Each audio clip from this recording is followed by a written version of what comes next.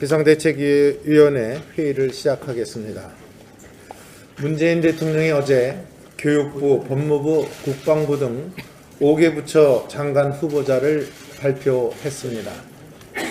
그런데 무려 12일 만에 발표된 인선은 한마디로 실망스러운 대선 공신 캠프 출신 일색이었습니다. 5개 부처 장관 후보자 모두가 그동안 언론을 통해 예상되어 온 뻔한 사람들이어서 신선한 면은 찾아볼 수 없었을 뿐만 아니라 한결같이 대선 캠프 출신이거나 대선에 공을 세운 소위 문의 사람들입니다. 차관급 인사는 더욱더 코드 인사라고 모든 언론이 지적하고 있습니다. 문재인 대통령이 그렇게 강조하던 대통합과 대탕평은 어디로 갔는지부터 답답하고 실망스러운 인사입니다. 문재인 대통령이 진정으로 대통합과 대탕평을 실천하려면 국민의 시각에서 널리 적재적소의 인사 원칙을 적용해야 합니다. 그러나 어제 발표한 장관급 후보자만 보아도 김상곤 교육부총리 후보자는 대선 캠프 공동선대위원장이었습니다. 송영무 국방장관 후보자는 대선 캠프 국방안보 특별위원장이었고, 김은경 환경부 장관 후보자는 문재인 캠프 통합추진위 자문위원, 조대엽 고용노동부 장관 후보자는 문 대통령의 싱크탱크 부소장 출신입니다. 안경환 법무부 장관 후보자 또한 소위 문재인 멘토로 불리는 문재인맨입니다. 모두가 대통합과 대탕평과는 거리가 먼 네 사람이고 대선 공신이며 보훈 인사일 뿐입니다. 문 대통령은 지금까지 17개 부처 중 11명의 장관급 후보자를 지명했습니다. 그중 무려 9명이 대선 공신으로 분류되고 있습니다. 개혁과 적폐청산이라는 명분으로 자신과 코드가 맞는 친전교조, 운동권, 시민단체 출신들만을 골라 보훈 인사격으로 요직에 앉힌 것입니다. 보훈과 공신 인사가 벌써부터 1월째인데 앞으로 남은 장차관 수백 개의 공기업 산하기관 자리에는 얼마나 많은 이런 인사들이 전리품처럼 챙기듯이 보훈과 코드의 낙하산 인사를 타고 내려갈 것인지 많은 국민과 언론이 우려하고 있다는 말씀을 드립니다. 문 대통령의 이런 코드 일변도 인사는 국민 통합을 해칠 뿐만 아니라 극단적인 정책적 편향성을 가져온다는 데 더 심각한 문제가 있습니다. 문 대통령이 지명한 한 사람 한 사람은 편향되고 과격한 좌파적 이념을 추정해온 분들이 대부분입니다. 이 나라 정부가 특정 세력만의 전리품이나 실험 대상이 아니라면 이분들의 이념적 편향성과 정책적 극단성은 국민적 시각에서 철저히 검증되어 나갈 것입니다. 예컨대 조광 국사편찬위원장은 국정교과서 추진에 앞장서 반대해 오던 대표적 진보 사학자로서 과거 친일 인명사전 편찬을 주도해온 분으로 국사 편찬이 특정 이념에 치우치는 것을 반대한다면서 거꾸로 더욱 극단적인 이념적 편향성을 노골적으로 드러낸 것입니다. 그렇지 않아도 기울어질 대로 기울어진 대한민국의 이념과 정책적 지평을 완전히 거꾸로 뒤엎고 기성 질서를 무너뜨리겠다는 독주와 독선의 발상이 아닌 이상 정부 요직 인선에서 이런 극단적인 편향성을 보일 수는 없습니다. 문재인 정부 한 달이 갓 지난 시점에서 불거지는 이런 편향성과 극단성은 반드시 더 큰 사회적 갈등과 부작용을 불러오게 될 것입니다.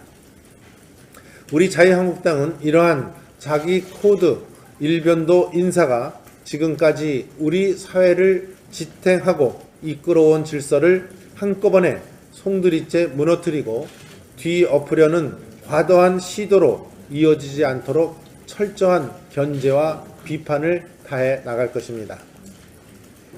대통령 자신이 스스로 약속한 5대 비리에 해당하는 사람까지 뻐젓이 장관 후보자로 지명하고는 100% 흠결 없는 사람은 없다는 식으로 변명하는 것은 위선적 자기 합리화에 불과할 뿐입니다.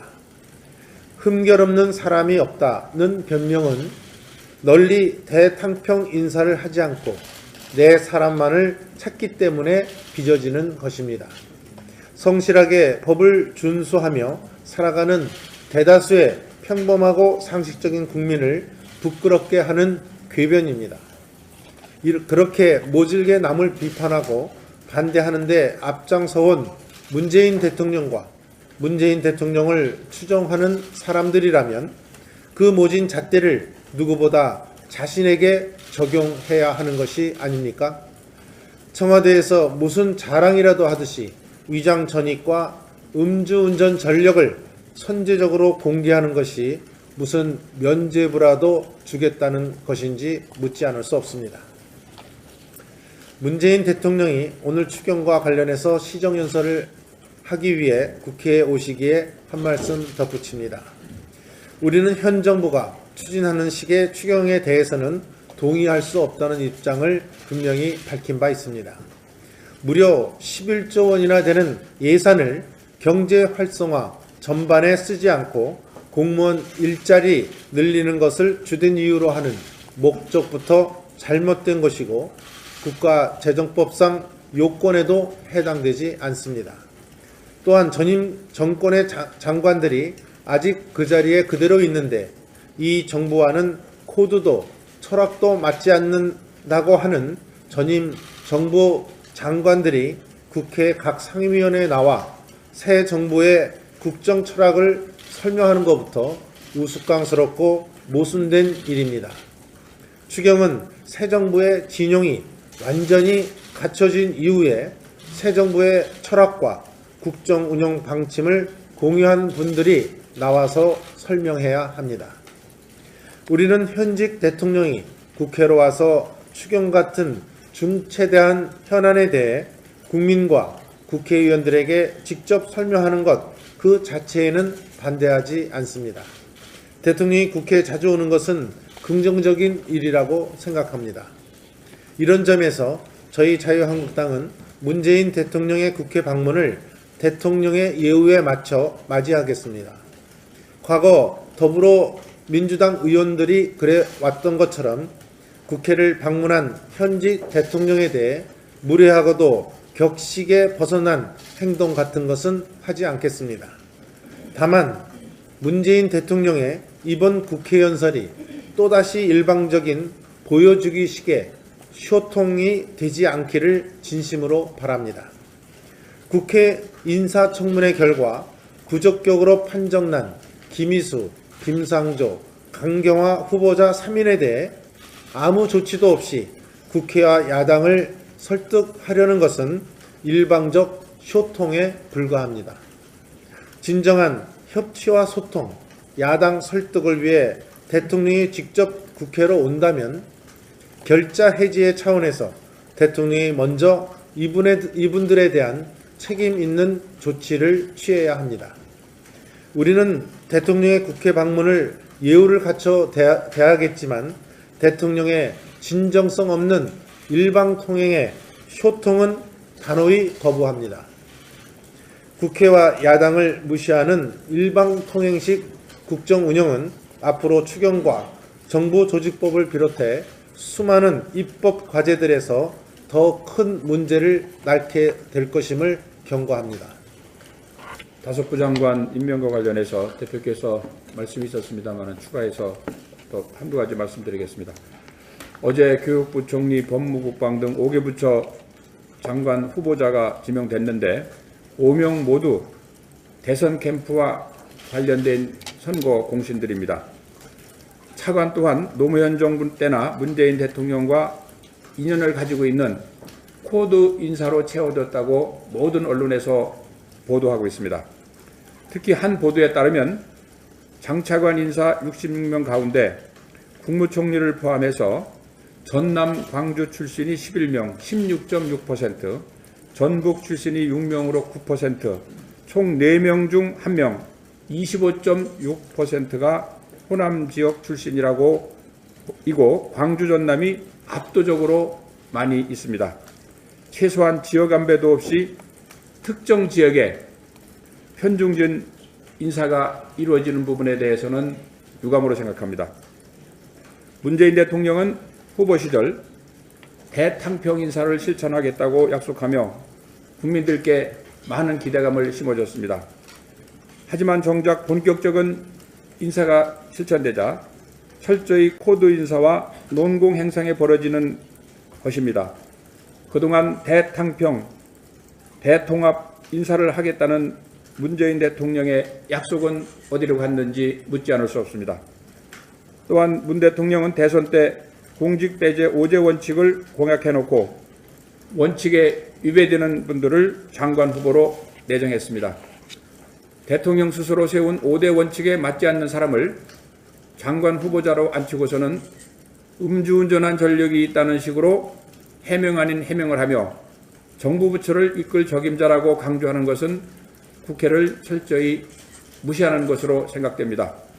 국민 상식에 비추어 탈락해야 마땅한 인사를 선거 공신이라는 이유로 국회를 아나무인처럼 대하면서 막무가내식으로 물에 붙여도 된다는 속셈인지 묻지 않을 수 없습니다. 우리 자유한국당은 칼날 검증, 손끝 검증으로 장관 후보자들의 도덕성과 직무 수행 능력을 철저히 점검할 것입니다. 문재인 정부와 더불어민주당의 노골적 방송 장악과 언론 길들이기 움직임에 대하여 깊은 우려를 표시합니다. 새 정부가 출범한 지 한 달이 지나면서 방송개혁이라는 미명하에 방송장악 의도를 공공연하게 드러내고 있습니다. 지난 8일 민주당 홍익표 정책위 수석 부의장이 김장겸 MBC 사장과 고영주 방송문화진흥 이사장의 사퇴를 요구한 바 있습니다. 그 다음날 9일에는 민주당 대변인이 6년 전 사건을 끄집어내며 고대영 KBS 사장 사퇴와 검찰 재수사를 요구했고 민주당 미방위원들까지 가세해서 KBS 재수사를 촉구하는 성명을 발표했습니다.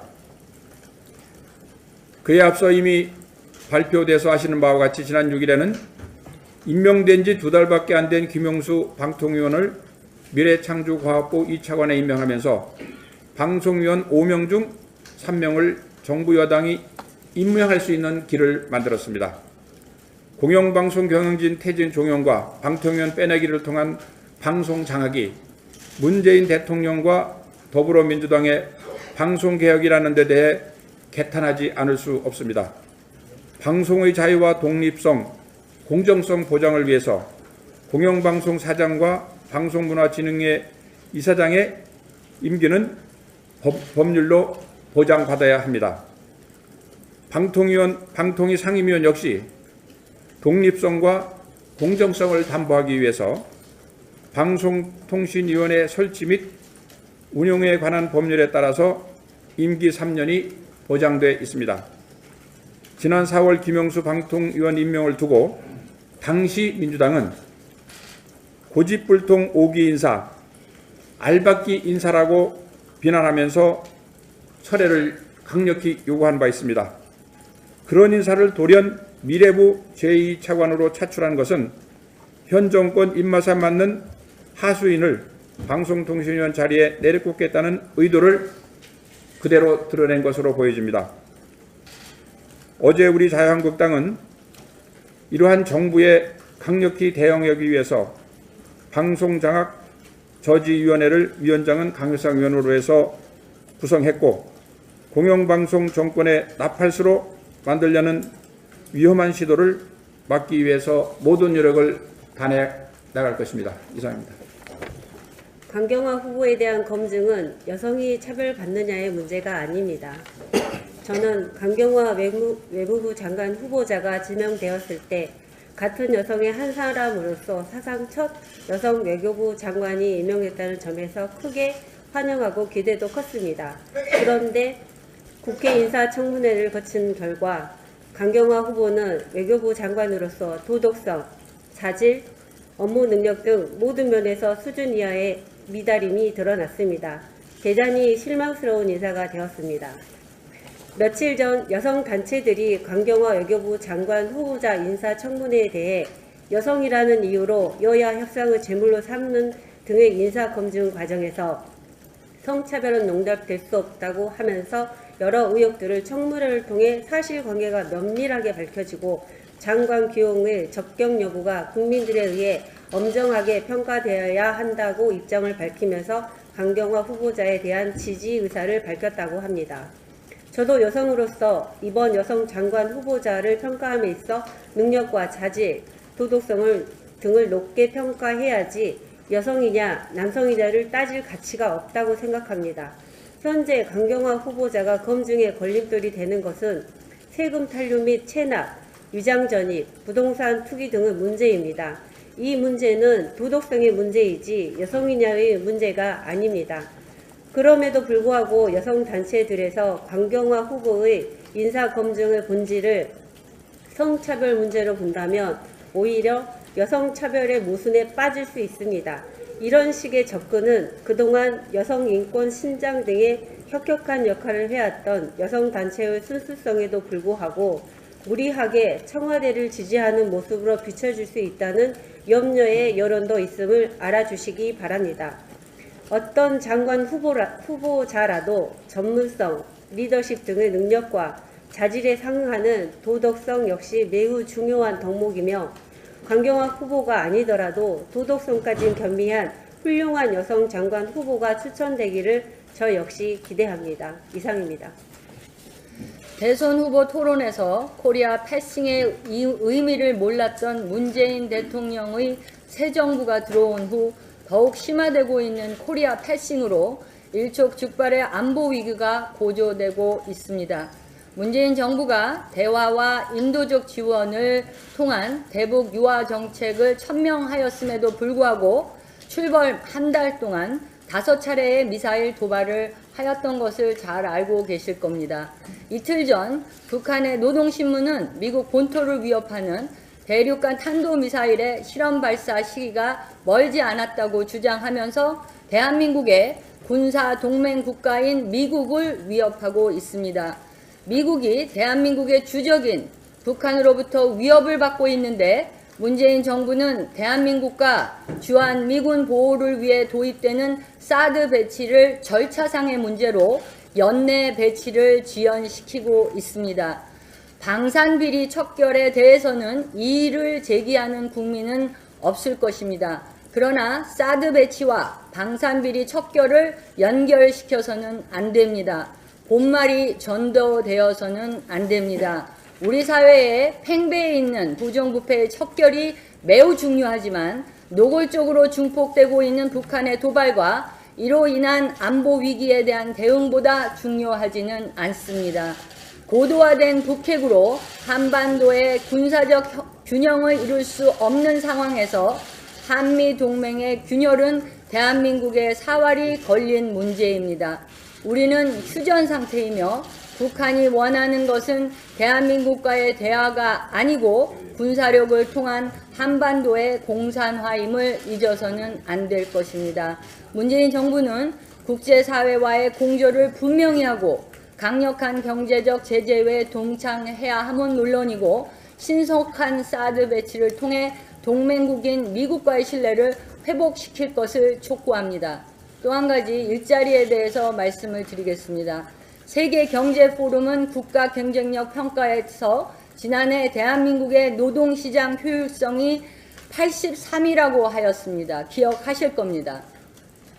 세부 항목 중 고용 및 해고 간행이 115위, 정리해고 비용이 117위이고 노사 간 협력이 132위로 꼴찌를 접근하고 있습니다. 임금 결정의 유연성이 66위입니다. 문재인 정부가 심혈을 기울이고 있는 비정규직의 정규직화, 최저임금 1만원, 최장 근로시간 52시간이 이와 같이 취약한 노동시장의 효율성에 어떠한 영향을 주는지, 또한 추경을 통해 공공부문 일자리 81만 명 등 일자리위원회를 통한 더 큰 정부의 역할이 노동시장 효율성에 어떤 영향을 주는지 분석하고 국민과 소통을 하여야 할 것입니다. 특히 최저임금 1만 원은 미국과 유럽보다도 평균 임금이 높은 대기업에 대한 정책이 아닙니다. 겨우 연명해 가고 있는 중소기업과 조기 퇴직으로 자영업에 내몰린 소상공인들을 대상으로 한 정책입니다. 저임금 근로자 처우 개선이 중소기업을 발전시키는 선순환 구조로 연결되어질 것이라는 일자리위원회의 발언은 어불성설이고 최저임금 1만 원을 정당화시키는 이유로 사용해서는 안 될 것입니다. 공정한 경쟁을 통한 성장만이 일자리이며 복지입니다. 일자리를 강요하는 정부가 최대 고용주가 된다면 관료와의 비효율성으로 인해서 성장은 더욱 위축될 수밖에 없습니다. 저성장의 늪에서 벗어나기 위해 기존의 사회주의적 노동정책을 개혁하려고 안간 힘을 쓰고 있는 유럽 국가들과 전 국민이 정규직 공무원이 되었던 공산주의의 몰락을 문재인 정부는 반면교사로 삼기를 촉구합니다. 감사합니다. 이번에 이제 공정거래위원장 후보자 관련해서 언론에 여러 가지 얘기들이 많이 나오는데, 그 중에서 저는 특히 이제 부인분이 그 이제 성수공업고등학교에 이제 4년 전에 어떻게 보면 특혜 취업을 넘어서 불법 취업 의혹을 지금 계속 받고 있습니다. 그래서 작년에 저희가 그 정유라 씨가 그 이화여대에 취업하는 걸 보면서 국민적 분노를 많이 느꼈다고 봅니다. 당장 우리 대학 입시가 그렇습니다. 대학 입시도 공부를 열심히 해도 이게 여러 가지 기회나 이런 거에 따라서 이화여대를 갈 수 있을지 없을지 이런 게 참 차이가 크지 않습니까?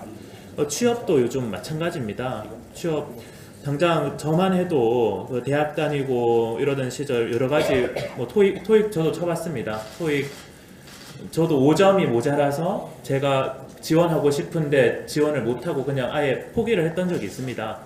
그래서 이제 그거 말고 이제 그거보다 이제 다른 기회를 찾았던 것 같은데, 그런 5점 차이, 1점 차이 이런 걸로 기회를 놓치는 사람들이 많이 있습니다.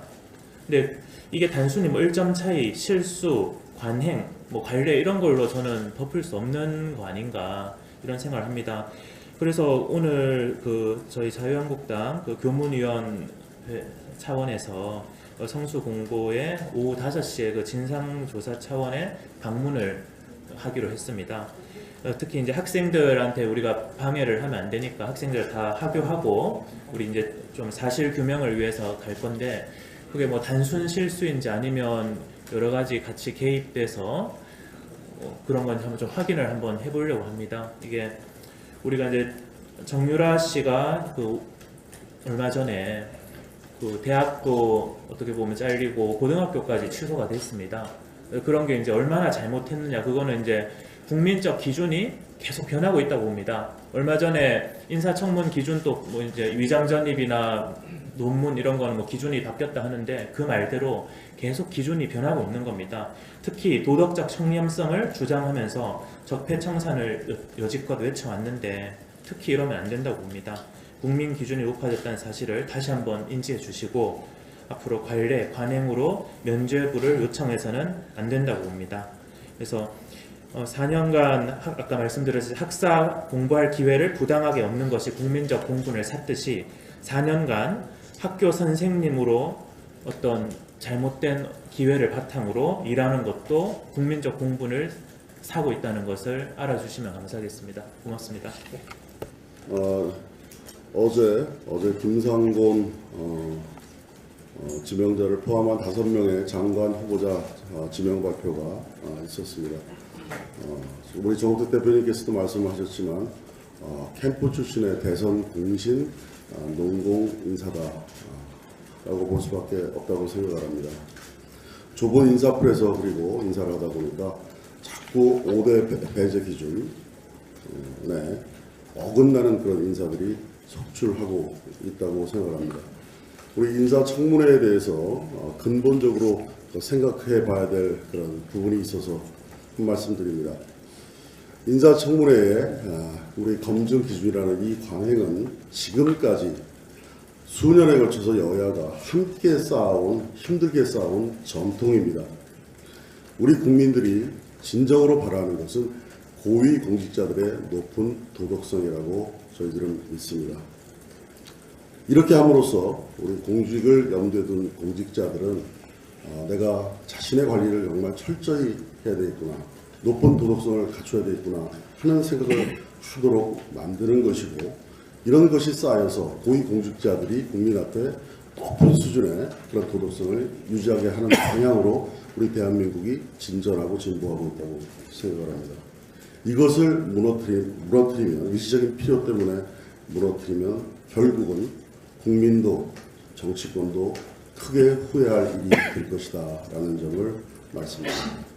높은 도덕성을 통해서 내가 구성할 때 이것이 국민 통합에도 기여하는 길이다 라는 점을 저희들은 결코 잊지 말아야 된다고 생각합니다. 네, 오늘 대통령께서 국회를 방문하신다고 합니다. 야당의 얘기, 또 국민들의 얘기를 경청하기 위해서, 또 그리고 그 뜻을 좀 존중하고 인사와 국정에 반영하기 위한 방문이어야 할 것입니다. 일방적인 대통령 당신의 입장을 얘기하고 협조와 양해만을 요구하는 이런 방문이 되어서는 안 될 것입니다. 그리고 그렇게 기대합니다. 그럼에도 불구하고 상당히 우려스러운 점들이 나타나고 있습니다. 대통령께서 직접 여론전, 선전전에 나서기 위한 국회 방문이 아닌가 하는 이런 우려가 있습니다. 인사와 관련해서 대통령께서는 지금 잘못된 본인이 스스로 제시한 원칙을 스스로 훼손하고 있는 것에 대해서 이걸 인정하고 사과하고 고치기 위한 이런 태도를 보이는 것이 아니고 그대로 밀어붙이기에 나서는 이런 모습이 보여지고 있습니다. 그런 대표적인 예가 우리 사회에 이런저런 사람들을 내세워서 지지 성명을 발표하게 하는 이런 행태도 그런 것들의 하나이기도 하고요. 또 아울러서 어제 발표한 내용도 마찬가지입니다. 미리 흠결을 얘기하는 것은 대통령이 본인의 높은 여론 지지도를 믿고 지지층을 향해서 이 사람들은 흠결이 있지만 통과시켜야 된다라는 사인을 보내는 여론전, 선전전의 일환이 아닌가 하는 생각을 갖지 않을 수가 없습니다. 이런 대통령의 자세와 태도 때문에 소위 말하는 문희병들은 이런 문제 있는 인사들에 대해서도 적극적인 지지를 보이고, 저도 방송 등에 출연하거나 논평을 내면 이 문희병들의 끔찍한 정도의 공격을 받습니다. 저는 이분들에게도 정말 묻고 싶은 것이 많이 있습니다만은, 문재인 대통령이 쇼통을 하면 무조건 열광을 하고, 문재인 대통령이 말하면 그것이 곧 진리요 길이고, 문재인 대통령이 인사 발표를 하면 정말로 청산 대상인 사람도 갑자기 천사표가 돼버리는 이런 현실을 우리 사회가 정말로 이대로 참고 견뎌야 하는 것인지에 대해서 정말 많은 고민이 있습니다. 앞서 우리 최고위원님 말씀도 있었습니다만은 우리 사회 여성단체들도 탁현민 행정관의 인사에 있을 때 전부 다 전부 다가 입을 닫고 있었습니다. 그런데 강경화 후보자 때는 전부 다 또 일어나서 여성 비하라고, 여성을 차별한다고 하는 이런 이중잣대가 어디 있겠습니까? 문재인 대통령과 이 정권은 반칙과 특권 없는 세상 만들겠다고 하고, 선거 때부터 본인들은 착하고 바르고 깨끗하고 자유한국당은 적폐요, 청산 대상이요, 불태워버릴 대상으로 공격을 해왔었습니다. 그런데 바로 이분들이 하는 인사가 인사에서 추천되는 공직 후보자가 바로 반칙과 특권의 어떤 표본이고 그리고 청산 대상인 분들이 되고 있습니다. 발표되고 있습니다. 김상조, 강경화 후보자에 대해서도 보면 그 내용이 아주 질이 좋지 않은 이런 문제를 드러내고 있는 것입니다. 김상조 후보자의 경우 우리 당에서도 그동안 발표했지만 존재하지도 않는 점수 901점으로 성적을 변조해서 국립학교의 강사 역할을 했는데 이 부분을 배우자인 김상조 후보자가 몰랐다고 합니다. 강경화 후보자도 남편이 몰라서 친척집이라고 했다는데 이 정부의 장관 후보자들은 전부 부부간에도 소통이 안 되는, 부부간에도 무슨 일을 하는지도 전혀 모르는 이런 분들이 장관이 돼서 어떻게 국민과 공직자들과 소통을 하겠다는 것인지 이해할 수가 없는 것입니다. 강경화 후보자의 경우도 이것은 단순한 위장 전입의 문제만이 아니고 이화학원을 중심으로 해서 도대체 우리 사회에 무슨 일이 벌어지고 있는가, 정말 교육 특권의 이 거대한 검은 터널, 통로가 존재해서 이런 일들이 집단적이고 조직적으로 이루어진다면 이 부분 철저하게 파헤쳐야 될 일이고 정유라 사건보다 훨씬 더 큰 문제임에도 불구하고 이것을 그냥 덮고 가자고 하는 것은 있을 수 없는 일이다라고 생각합니다. 그래서 문재인 대통령께서는 오늘 국회 방문과 관련해서 이런 인식을 좀 엄중히 하시고 본인의 잘못을 사과하고 인사에 대해서 지명 철회할 부분은 하시고 나서 새롭게 출발하셔야 될 걸로 생각합니다. 우리 정우택 대표님하고 이현재 의장께서 말씀해 주셨는데 요새 시중에 인사청문회 무용론이 나올 정도입니다. 아무리 능력이 뛰어나고 도덕성이 있다 하더라도 또 법률적 하자가 만약 발생될 경우에는 스스로 사퇴해야 된다고 봅니다. 요새 현역 의원들을 대거 소진시켰습니다.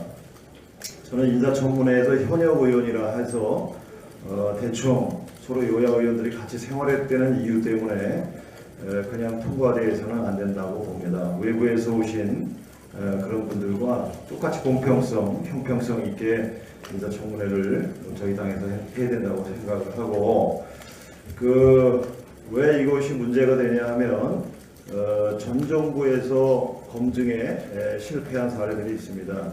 청문회 도입 이후에 현역 국무위원 임명을 보면 김대중 정부에서 1명, 그 다음에 노무현 정부에서 5명, 이명박 정부에서 11명, 박근혜 정부에서 11명, 그리고 문재인 정부에서는 앞으로 다 임명을 아직 안 했습니다만 더 많이 현역 의원을 청문회 통과가 쉽게 예상된다는 이유 때문에 아마 추천할 수 있으리라고 저는 봅니다. 그래서 가장 문제가 되는 건 대통령께서도 대선 공약 1호로 말씀을 하셨고 거기에 대해서 오늘 와서 무슨 말씀하시는지 모르겠지만 가장 중요한 건 전 정부에서 인사검증에 똑같은 사유로 실패한 분들이 계십니다. 그럼 이분들에 대해서 어떻게 설명할 것인지 우리 국회에서 인사청문회 과정에서 분명히 균형성 있게 다뤄져야 된다고 봅니다. 그래서 앞으로 현역 의원이라 해서 그냥 통과되는 일은 절대 없다는 말씀을 다시 한번 드리고 싶습니다.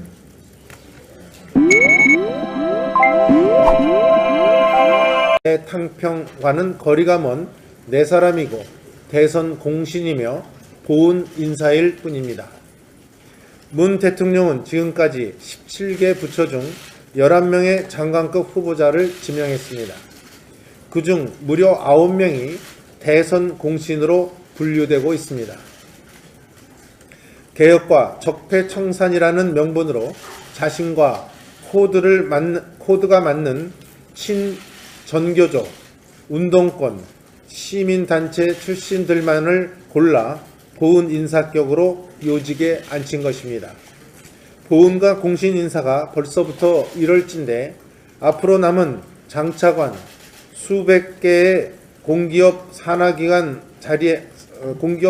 자리에는 얼마나 많은 이런 인사들이 전리품처럼 챙기듯이 보훈과 코드의 낙하산 인사를 타고 내려갈 것인지 많은 국민과 언론이 우려하고 있다는 말씀을 드립니다.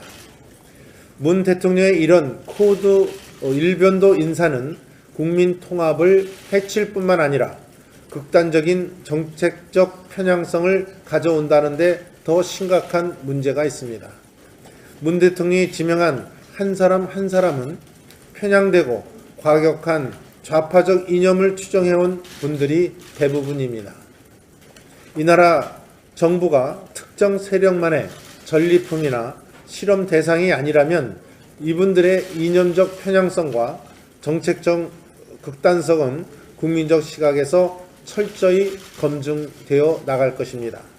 예컨대 조광 국사편찬위원장은 국정교과서 추진에 앞장서 반대해 오던 대표적 진보 사학자로서 과거 친일 인명사전 편찬을 주도해온 분으로 국사 편찬이 특정 이념에 치우치는 것을 반대한다면서 거꾸로 더 극단적인 이념적 편향성을 노골적으로 드러낸 것입니다. 그렇지 않아도 기울어질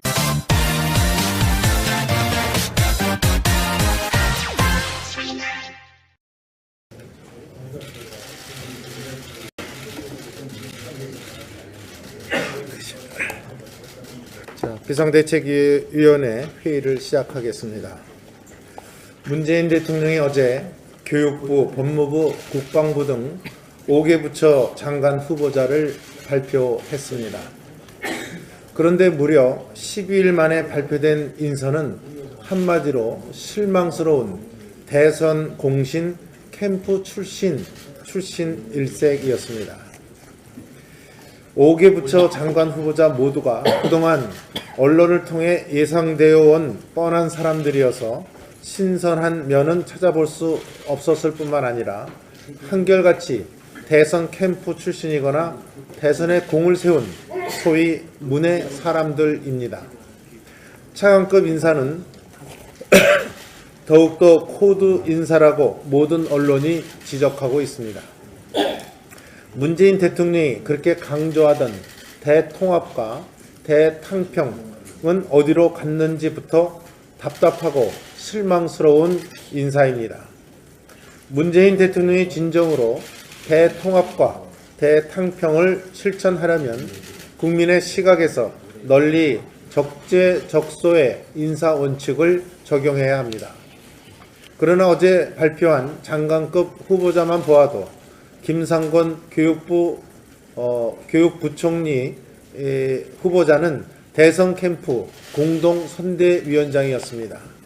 송영무 국방장관 후보자는 대선 캠프 국방안보 특별위원장이었고 김은경 환경부 장관 후보자는 문재인 캠프 통합추진위 자문위원, 조대엽 고용노동부 장관 후보자는 문 대통령의 싱크탱크 부소장 출신입니다.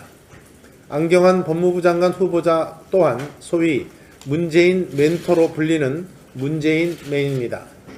모두가 대통합과 동의할 수 없다는 입장을 분명히 밝힌 바 있습니다. 무려 11조 원이나 되는 예산을 경제 활성화 전반에 쓰지 않고 공무원 일자리 늘리는 것을 주된 이유로 하는 목적부터 잘못된 것이고 국가재정법상 요건에도 해당되지 않습니다. 또한 전임 정권의 장관들이 아직 그 자리에 그대로 있는데 이 정부와는 코드도 철학도 맞지 않는다고 하는 전임 정부 장관들이 국회 각 상임위원회에 나와 새 정부의 국정 철학을 설명하는 것부터 우스꽝스럽고 모순된 일입니다. 추경은 새 정부의 진용이 완전히 갖춰진 이후에 새 정부의 철학과 국정 운영 방침을 공유한 분들이 나와서 설명해야 합니다. 우리는 현직 대통령이 국회로 와서 추경 같은 중체대한 현안에 대해 국민과 국회의원들에게 직접 설명하는 것 그 자체에는 반대하지 않습니다. 대통령이 국회에 자주 오는 것은 긍정적인 일이라고 생각합니다. 이런 점에서 저희 자유한국당은 문재인 대통령의 국회 방문을 대통령의 예우에 맞춰 맞이하겠습니다. 과거 더불어민주당 의원들이 그래 왔던 것처럼 국회를 방문한 현지 대통령에 대해 무례하고도 격식에 벗어난 행동 같은 것은 하지 않겠습니다. 다만 문재인 대통령의 이번 국회 연설이 또다시 일방적인 보여주기식의 쇼통이 되지 않기를 진심으로 바랍니다. 국회 인사청문회 결과 부적격으로 판정난 김희수, 김상조, 강경화 후보자 3인에 대해 아무 조치도 없이 국회와 야당을 설득하려는 것은 일방적 쇼통에 불과합니다. 진정한 협치와 소통, 야당 설득을 위해 대통령이 직접 국회로 온다면 결자 해지의 차원에서 대통령이 먼저 뜻대로 기울어진 대한민국의 이념과 정책적 지평을 완전히 거꾸로 뒤엎고 기성 질서를 무너뜨리겠다는 독주와 독선의 발상이 아닌 이상 정부 요직 인선에서 이런 극단적인 편향성을 보일 수는 없습니다.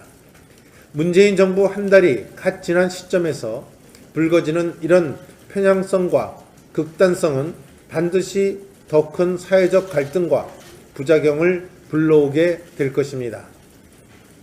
우리 자유한국당은 이러한 자기 코드 일변도 인사가 지금까지 우리 사회를 지탱하고 이끌어온 질서를 한꺼번에 송두리째 무너뜨리고 뒤엎으려는 과도한 시도로 이어지지 않도록 철저한 견제와 비판을 다해 나갈 것입니다. 대통령 자신이 스스로 약속한 5대 비리에 해당하는 사람까지 뻐젓이 장관 후보자로 지명하고는 100% 흠결 없는 사람은 없다는 식으로 변명하는 것은 위선적 자기 합리화에 불과할 뿐입니다. 흠결 없는 사람이 없다는 변명은 널리 대탕평 인사를 하지 않고 내 사람만을 찾기 때문에 빚어지는 것입니다. 성실하게 법을 준수하며 살아가는 대다수의 평범하고 상식적인 국민을 부끄럽게 하는 궤변입니다. 그렇게 모질게 남을 비판하고 반대하는데 앞장서온 문재인 대통령과 문재인 대통령을 추종하는 사람들이라면 그 모진 잣대를 누구보다 자신에게 적용해야 하는 것이 아닙니까? 청와대에서 무슨 자랑이라도 하듯이 위장 전입과 음주운전 전력을 선제적으로 공개하는 것이 무슨 면죄부라도 주겠다는 것인지 묻지 않을 수 없습니다. 문재인 대통령이 오늘 추경과 관련해서 시정연설을 하기 위해 국회에 오시기에 한 말씀 덧붙입니다. 우리는 현 정부가 추진하는 식의 추경에 대해서는 이분들에 대한 책임 있는 조치를 취해야 합니다. 우리는 대통령의 국회 방문을 예우를 갖춰 대하겠지만 대통령의 진정성 없는 일방통행의 쇼통은 단호히 거부합니다. 국회와 야당을 무시하는 일방통행식 국정운영은 앞으로 추경과 정부조직법을 비롯해 수많은 입법 과제들에서 더 큰 문제를 낳게 될 것임을 경고합니다. 다섯부 장관 임명과 관련해서 대표께서 말씀이 있었습니다만 추가해서 또 한두 가지 말씀드리겠습니다. 어제 교육부, 총리, 법무국방 등 5개 부처 장관 후보자가 지명됐는데 5명 모두 대선 캠프와 관련된 선거 공신들입니다. 차관 또한 노무현 정부 때나 문재인 대통령과 인연을 가지고 있는 코드 인사로 채워졌다고 모든 언론에서 보도하고 있습니다. 특히 한 보도에 따르면 장차관 인사 66명 가운데 국무총리를 포함해서 전남 광주 출신이 11명, 16.6%, 전북 출신이 6명으로 9%, 총 4명 중 1명, 25.6%가 호남 지역 출신이라고 이고 광주 전남이 압도적으로 많이 있습니다. 최소한 지역 안배도 없이 특정 지역에 편중진 인사가 이루어지는 부분에 대해서는 유감으로 생각합니다. 문재인 대통령은 후보 시절 대탕평 인사를 실천하겠다고 약속하며 국민들께 많은 기대감을 심어줬습니다. 하지만 정작 본격적인 인사가 실천되자 철저히 코드 인사와 논공 행상에 벌어지는 것입니다. 그동안 대탕평, 대통합 인사를 하겠다는 문재인 대통령의 약속은 어디로 갔는지 묻지 않을 수 없습니다. 또한 문 대통령은 대선 때 공직 배제 5제 원칙을 공약해놓고 원칙에 위배되는 분들을 장관 후보